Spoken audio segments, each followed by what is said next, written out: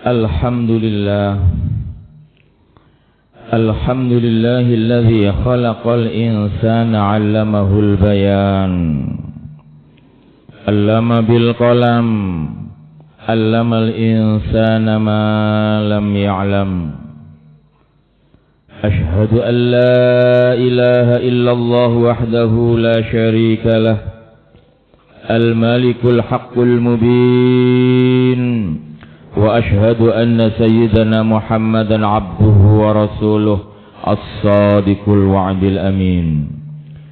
Allahumma salli wa sallim ala sayyidina Muhammadin al-fatih lima uhlika wal khatim lima sabaq nasiril haqqi bil haqq wal hadi ila siratikal mustaqim wa ala ali haqqa qadrihi wa miqdarihi al-azim. Wa qala Allah ta'ala fi kitabihil karim, a'udzu billahi minasy syaithanir rajim. Bismillahirrahmanirrahim. Laqad kana lakum fi rasulillahi uswatun hasanah. Wa qala fi ayatil ukhra, ma kana Muhammadun aba ahadin min rijalikum walakin Rasulullah wa khataman nabiyyin. Al-ayah amma ba'd. Faya ayyuhal hadirun, usikum wa iyaya bittaqwallah. Ittaqullaha haqqa tuqatih wa la tamutunna illa wa antum muslimun. Hadirin jamaah salat Jumat Masjid Al-Maghfirah yang mudah-mudahan senantiasa dirahmati Allah. Marilah kita bersama-sama bersyukur kehadirat Allah Azza wa Jalla yang telah mengaruniakan nikmat yang begitu luar biasa istimewa, yang tidak terhitung jumlahnya serta tidak ternilai harganya. Setiap saat, setiap waktu, setiap detiknya kehidupan kita tidak terlepas dari nikmat Allah. Tentu sebagai hamba-hamba Allah kita wajib bersyukur atas limpahan karunia nikmat tersebut. Wujud utama dari rasa syukur kita, hendaklah kita senantiasa konsisten menjalankan seluruh perintah Allah dan menjauhi segenap apa yang dilarang oleh Allah. Secara konsisten meningkatkan kualitas iman dan takwa kita kepada Allah Subhanahu wa taala. Marilah dalam setiap kesempatan, setiap waktu kita senantiasa meningkatkan kualitas iman dan takwa kita kepada Allah sehingga kita digolongkan sebagai hamba-hamba Allah yang muttaqin. Hamba-hamba Allah yang akan senantiasa memperoleh kebahagiaan hidup, keberkahan hidup fid din wa dunya wal akhirah. Amin amin. Allahumma amin. Ma'asyiral muslimin rahimakumullah, masih dalam konteks bulan Rabiul Awal. Saya akan mencoba untuk memberikan perspektif yang berbeda dengan kajian-kajian sirah nabawiyah yang pada umumnya disampaikan.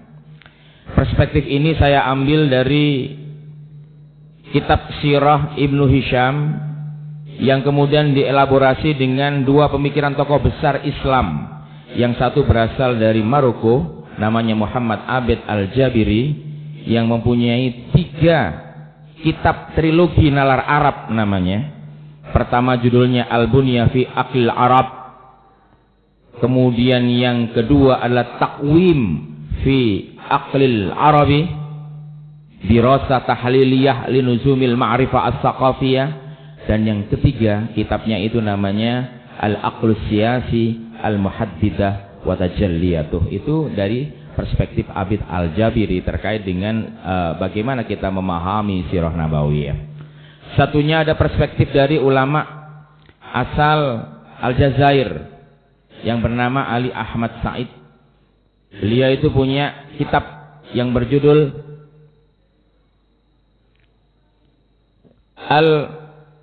As-Sabit wal Mutahawwil Dirasa fil Ibda wal Ibtida indal Arab. Jadi yang tetap dan yang baru. As-Sabit wal Mutahawwil, yang tetap dan yang berubah.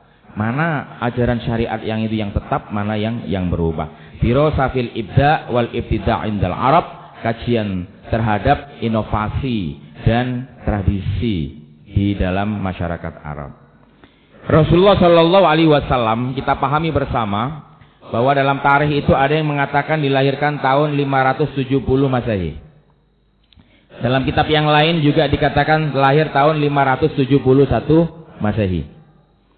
Kalau saat ini tahun 2023, maka bisa kita hitung zaman dilahirkan Rasulullah sampai saat ini itu kurang lebih kisarannya 1453 tahun. Kalau dilahirkan 570.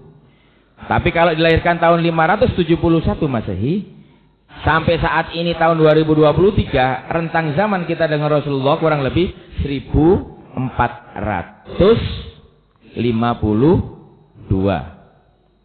Jadi 1452. Kalau tahunnya 571 Masehi. Rasulullah Shallallahu Alaihi Wasallam pertama kali diangkat menjadi Rasul usia 40 tahun. Maka kita bisa menghitung dari tahun 570 Masehi tambah 40 tahun.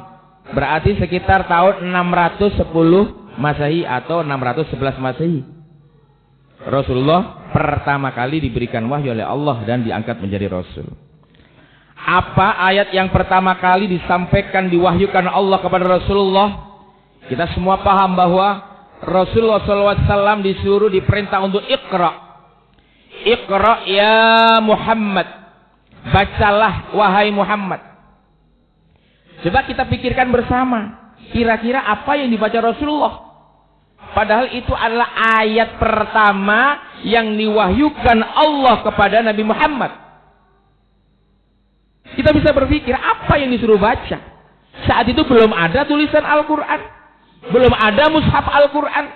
Tapi Allah Subhanahu wa ta'ala mewahyukan melalui malaikat Jibril, Iqra ya Muhammad. Bacalah wahai Muhammad. Apa yang dibaca? Ma ana biqari. Ma ana biqari. Saya tidak tahu membaca apa.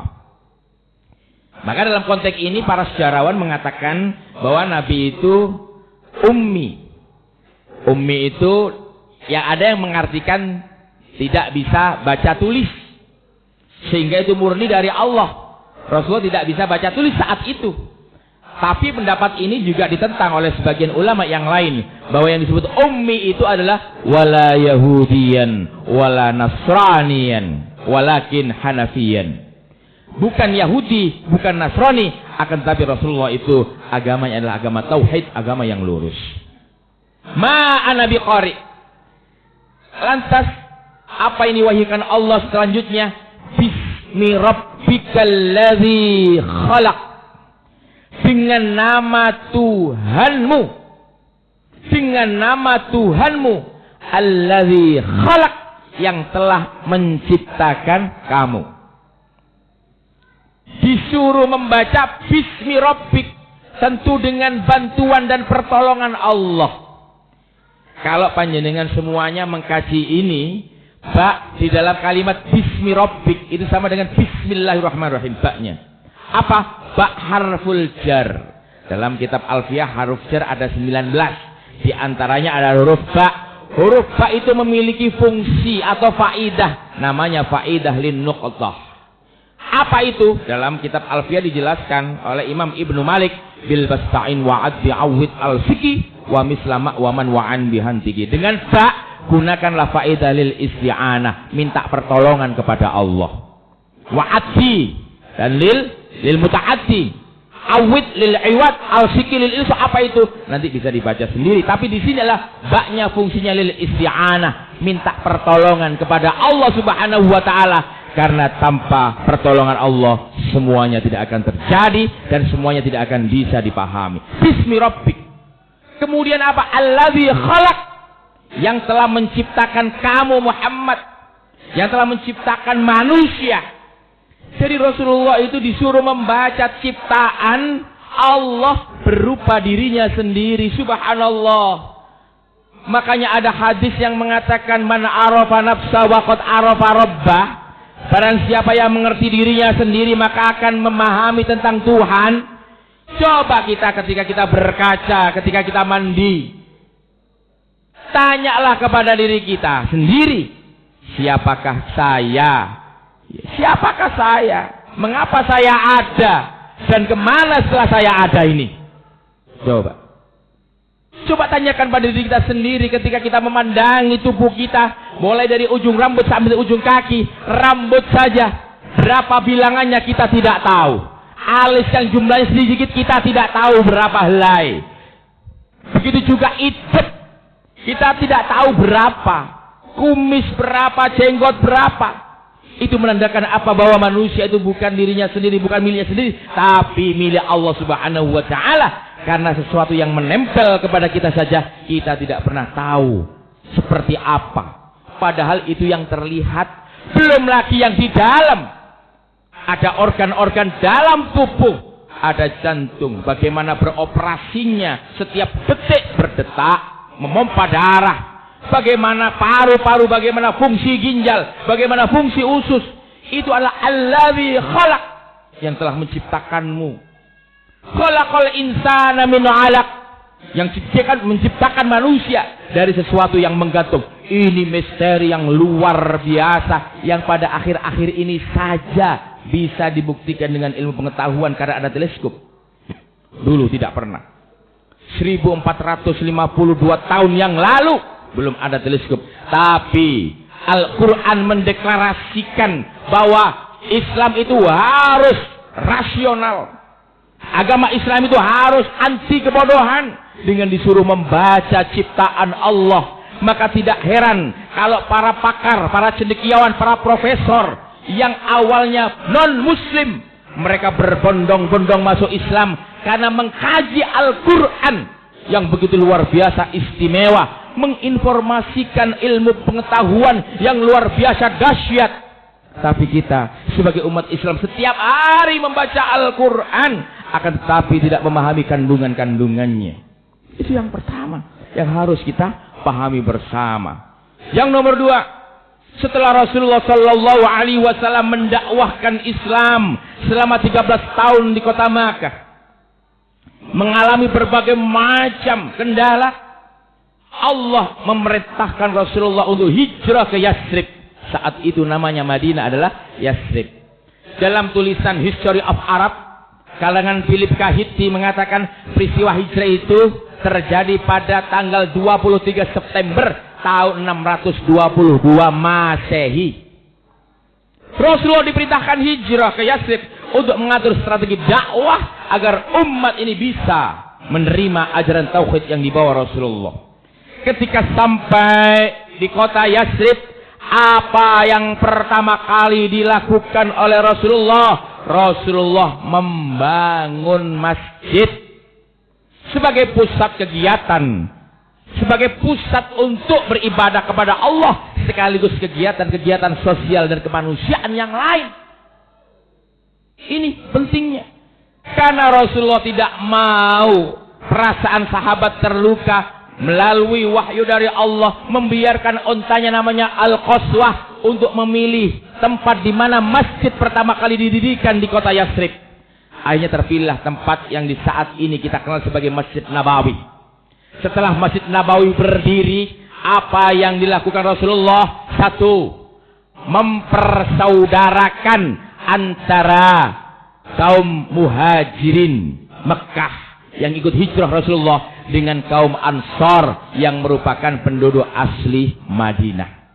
Pendekatan yang revolusioner, yaitu mempersaudarakan atas nama kesamaan akidah, kesamaan kitab suci, kesamaan nabi, kesamaan kiblat, yang pada saat itu hubungan persaudaraan hanya didasarkan atas nasab saja. Tapi Rasulullah Sallallahu Alaihi Wasallam mempersaudarakan antara kaum Ansar dan kaum Muhajirin atas kesamaan akidah. Ukhuwah Islamiyah dibangun dengan kokohnya. Maka saudara-saudara Ansar mempersilahkan kepada kalangan Muhajirin untuk memilih tanah, memilih tempat tinggal. Yang tidak punya pekerjaan dicarikan pekerjaan, yang tidak punya keluarga, yang tidak punya suami atau istri ditemukan dengan suami dan calon istrinya. Demikian luar biasa semangat persaudaraan ukhuwah Islamiyah yang dibangun oleh Rasulullah. Yang nomor dua, setelah Rasulullah mempersaudarakan antara Ansor dan Muhajirin. Rasulullah membangun aliansi strategis dengan penduduk Madinah yang non-muslim, baik dari kalangan Yahudian dan juga Nasranian. Membangun sebuah perjanjian yang disebut Konstitusi Madinah atau Mitsaqul Madinah. Konstitusi tertua dan pertama dalam sejarah peradaban manusia. Kalau Magna Carta dan Piagam HAM PBB itu kan baru-baru saja tahun 1940-an.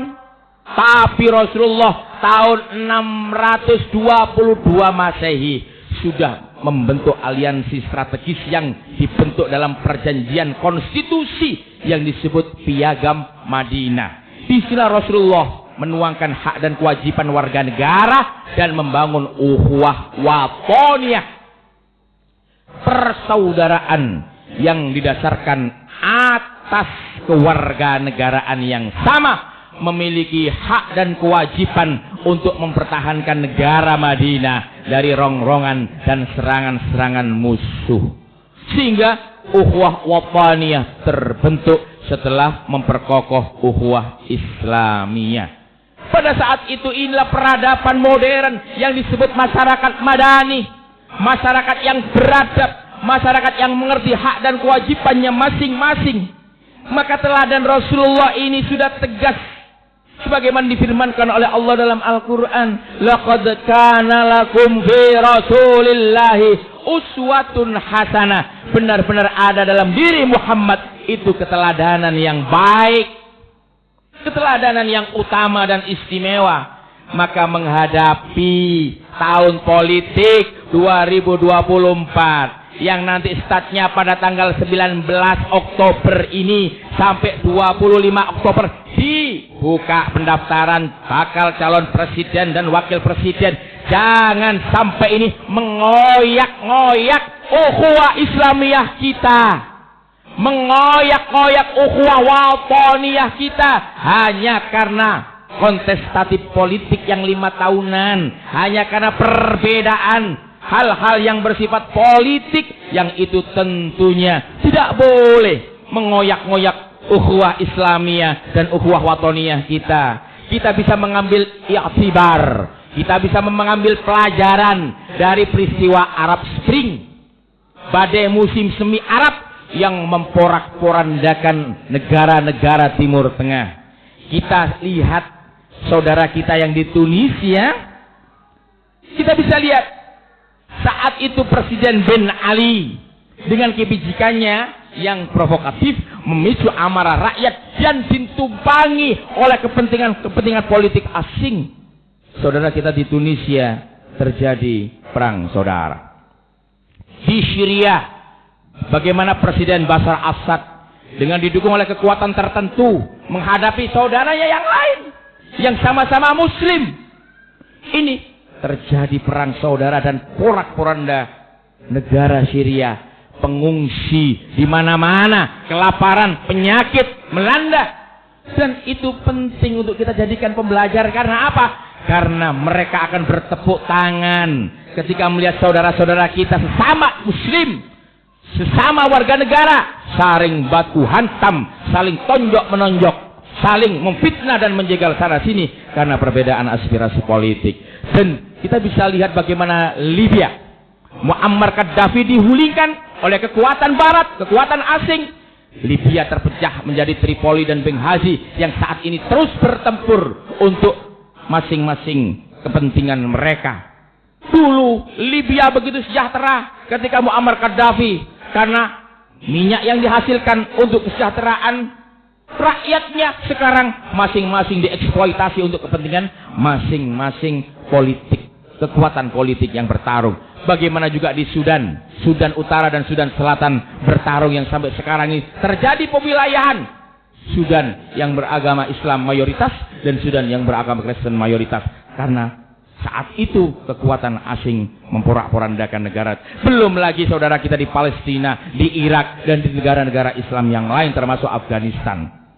Maka ini adalah pembelajaran penting. Jangan sampai kekuatan-kekuatan pemodal kapital, kapitalis global Jangan sampai kemudian kepentingan yang ingin memporak-porandakan dan menghancurkan keberadaan Indonesia, negara kesatuan Republik Indonesia ini, bisa mencengkramkan kuku-kukunya melalui kontestasi pilpres yang sama-sama kita diadu domba oleh saudara-saudara kita sesama muslim, saudara-saudara kita sesama warga negara. Mudah-mudahan ke depan dalam menghadapi dan menyongsong pemilu kontestasi politik tahun 2024, kita tetap bersama dapat mempertahankan ukhuwah Islamiyah dan ukhuwah wataniyah kita, sehingga kita tetap menjadi satu bangsa dan satu negara untuk tujuan menciptakan baldatun thayyibatun wa rabbun ghafur. Mudah-mudahan bangsa Indonesia diselamatkan oleh Allah Subhanahu wa taala. Aqulu qouli hadza wa astaghfirul azim li wa lakum wa lisairil muslimin wastaghfiru innahu wal ghafurur rahim. Barakallahu li wa lakum fil Qur'anil azim wa nafa'ani wa iyyakum mimma fihi minal ayati wa dzikril hakim wa taqabbala minni wa minkum tilawatahu innahu huwal ghafurur rahim.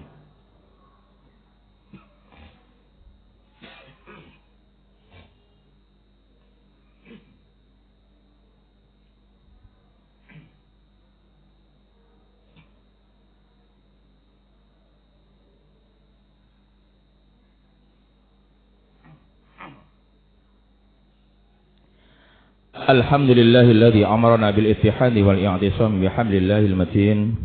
Asyhadu an la ilaha illallah wahdahu la syarika lahu wa asyhadu anna sayyidina Muhammadan abduhu wa rasuluhu as-sadiqul wa'dil amin. Allahumma shalli wa sallim ala sayyidina Muhammad wa ala alihi wa sahbihi ajma'in. Fa ya ibadallah usikum wa iyaya bi taqwallah.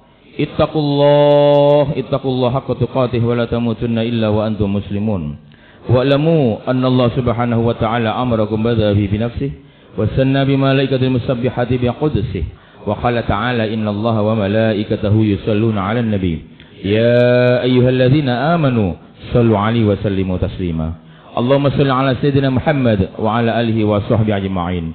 Wa radallahu 'anil khulafa'ir rasyidin Abi Bakr wa Umar wa Utsman wa Ali wa an baqiyati ashabi Rasulillahi ajma'in wa tabi'in wa tabi'it tabi'in wa man tabi'ahum bi ihsanin ila yaumiddin. Allahumma ighfir lil muslimina wal muslimat wal mu'minina wal mu'minat al ahya'i minhum wal amwat innaka sami'un qaribun mujibud da'awat ya qadiyal hajat wa ya ghafirudz dzunubi wal khati'at ya arhamar rahimin. Allahumma arinal haqqa haqqa warzuqna ittiba'ah wa arinal batila batila warzuqna ijtinabah.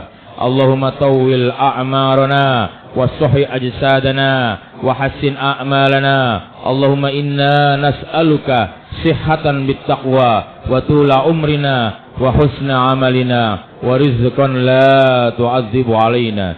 Tahassana bidil izzati wal jabarut wa atasamna bi rabbil mulki wal malakut wa tawakkalna 'alal hayyil ladzi la yamut. Isrif 'annal bala wal waba wat ta'na wat ta'an wal asqam wal amrat innaka 'ala kulli syai'in qadir wa bil ijabati jadir ya ni'mal maula wa ya ni'man nasir wa la haula wa la quwwata illa billahil 'aliyyil 'azim. Rabbana atina fid dunya hasanah wa fil akhirati hasanah wa qina 'adzaban nar. Ibadallah innallaha ya'murukum bil 'adli wal ihsan wa ita'i dzil qurba wa yanha 'anil fahsya'i wal munkari wal baghi ya'idzukum la'allakum tadhakkarun wa la dzikrullahi akbar.